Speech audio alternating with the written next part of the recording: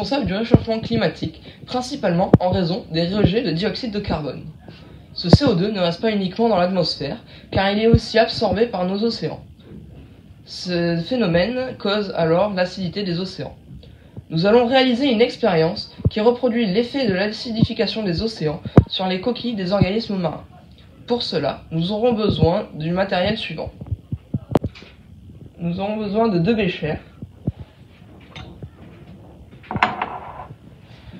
de 2 coupelles, de 2 œufs frais, de sel, de vinaigre blanc et d'eau.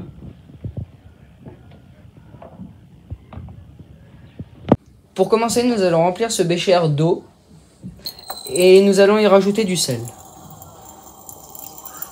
Ce premier bécher simule l'eau salée des océans.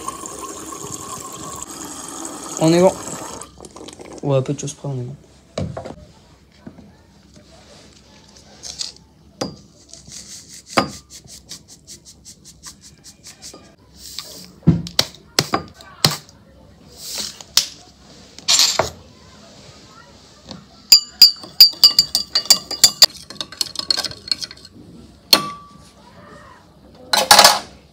Puis, dans un deuxième bécher, nous allons y mettre du vinaigre blanc qui simule l'eau acide des océans.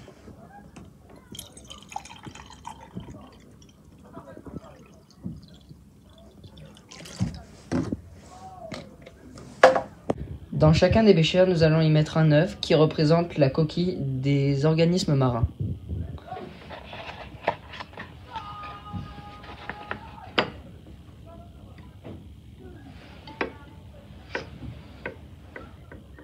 Et maintenant, nous allons laisser ça reposer pendant 24 heures pour observer le résultat. Alors, sur cette première expérience, nous pouvons observer que l'œuf, qui était dans l'eau salée, n'a subi aucune conséquence. Et sur cette expérience-là, nous pouvons voir que la surface du liquide du vinaigre blanc a été modifiée durant ces 24 heures. La coquille s'est dissoute dans le vinaigre blanc.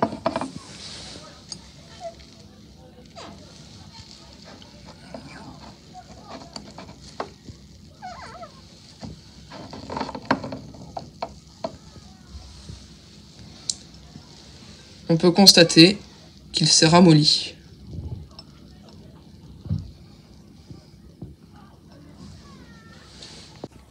Nous pouvons en conclure que la dissolution du dioxyde de carbone dans l'eau de mer est dangereuse pour la vie sous-marine.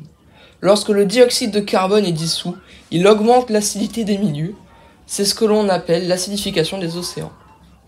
Cela nous montre ce que les organismes marins subissent à cause de la pollution.